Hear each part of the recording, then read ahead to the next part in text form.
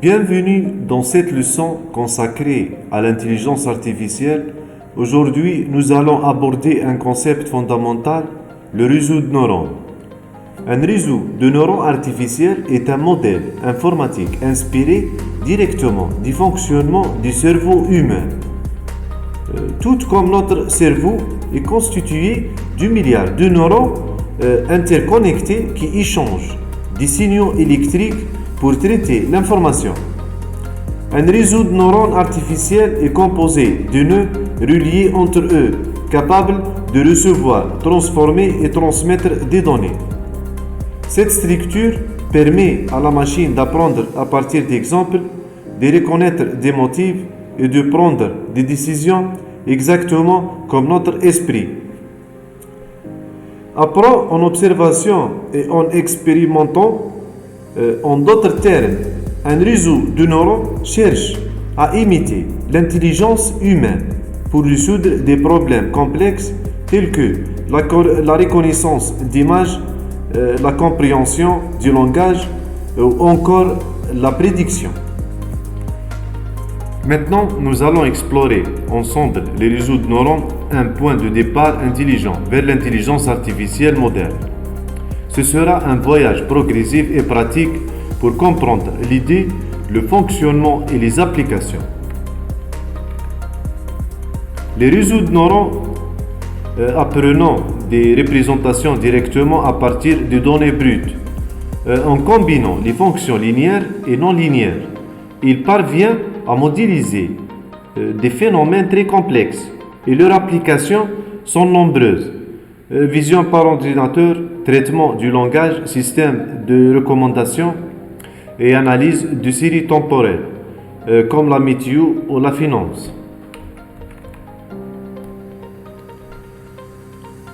Un neuron artificiel reçoit plusieurs entrées notées x1, x2 jusqu'à xn. Il calcule une combinaison linéaire z égale somme de w indice i multiplié par x indice i plus b. Et puis, il applique une fonction non linéaire notée sigma de z. Ça peut être relu sigma aux tangentes hyperboliques. Sans cette non-linéarité, même plusieurs couches resteraient globalement linéaires. Regardons ce petit réseau, deux entrées, trois neurones cachés, puis une sortie. Chaque connexion correspondant à un poids. Les entrées envoient leur information vers la couche cachée. Et puis cette couche envoie ses activations vers la sortie notée Y chapeau. C'est la structure de base. Entrée, couche cachée avec activation sigma et sortie. Les fonctions d'activation changeant tous les sigma. Sigma de z égale à 1 sur 1 plus E puissance moins z transforme les valeurs entre 0 et 1 utiles pour les probabilités. La tangente hyperbolique ou tan varie de moins 1 à plus 1 centrée sur 0. La relue max de 0 et z est aujourd'hui la plus populaire car simple et efficace. À droite, vous voyez les courbes, la sigma qui sature le temps centré et la relie en escalier.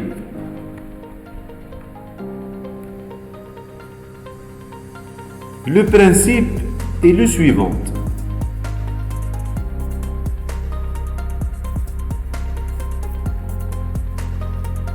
Le réseau prédit une valeur Y chapeau avec ses paramètres W et B. On compare cette valeur à la variété Y grâce à une fonction de perte L. Puis on ajuste W et B pour réduire cette paire grâce à la descente de gradient et la rétropropagation. On répète ce processus jusqu'à ce que la performance se stabilise.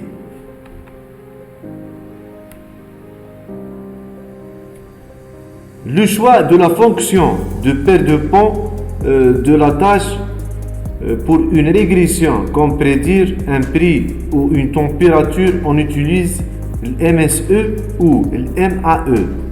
pour une classification binaire, comme spam ou non spam.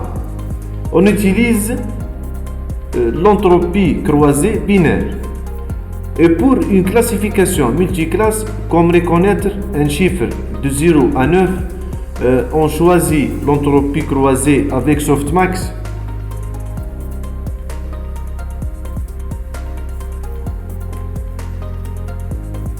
Prenons un perceptron binaire, on a deux entrées, x1 et x2. Poids initiaux, W1 égale à 1, W2 égale à 0,5 et billet B égale moins 1. On calcule Z égale W1 fois x1 plus W2 fois x2 plus B. La sortie est 1 si Z est positif ou nul, sinon 0. Dans le tableau, par exemple, pour x1 égale à 1 et x2 égale à 0, Z vaut 0. Donc la sortie vaut 1. Une seule couche ne peut pas résoudre certains problèmes comme la fonction XOR, avec plusieurs couches cachées et des non-linéarités. Le réseau peut apprendre des frontières de décision très complexes. C'est la composition de plusieurs fonctions simples qui donnent cette puissance. Le cycle d'apprentissage suit toujours les mêmes étapes. On commence avec les données X et Y, on fait une propagation avant, on calcule la perte L, on fait une rétropropagation, on met à jour les paramètres W et B, et on commence encore et encore jusqu'à convergence.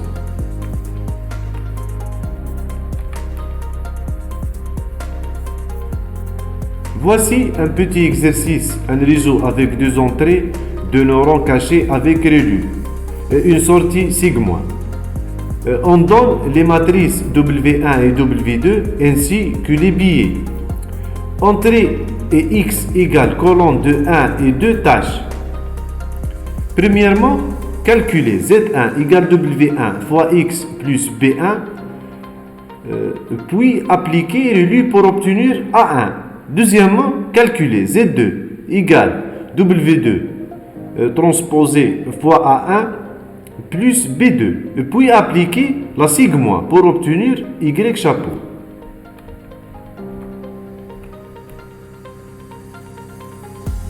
Faisons le calcul. Première couche, Z1 égale moins 1 et 1,5. Puis A1 égale relu de Z1, donc égale 0 et 1,5. Deuxième couche, Z2 égale 1,5. Enfin, Y chapeau égale sigma de 1,5. Donc environnement 0,817.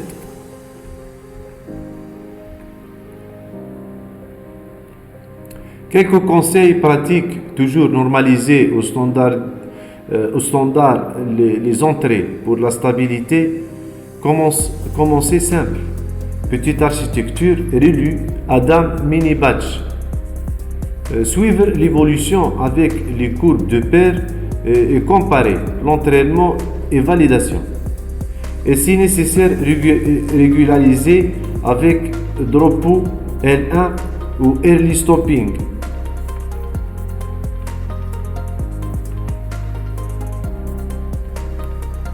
Les réseaux de neurones ont des applications partout en vision, classification, détection, segmentation, en langage, analyse de sentiments, traduction, résumé, sur les séries temporelles, prévision, détection d'anomalies et dans les systèmes de recommandation, calcul du score et classement. Voilà, nous avons parcouru ensemble les bases des réseaux de neurones, l'idée du neuron artificiel, les non-linéarités, l'apprentissage et des exemples concrets. Et merci pour votre attention.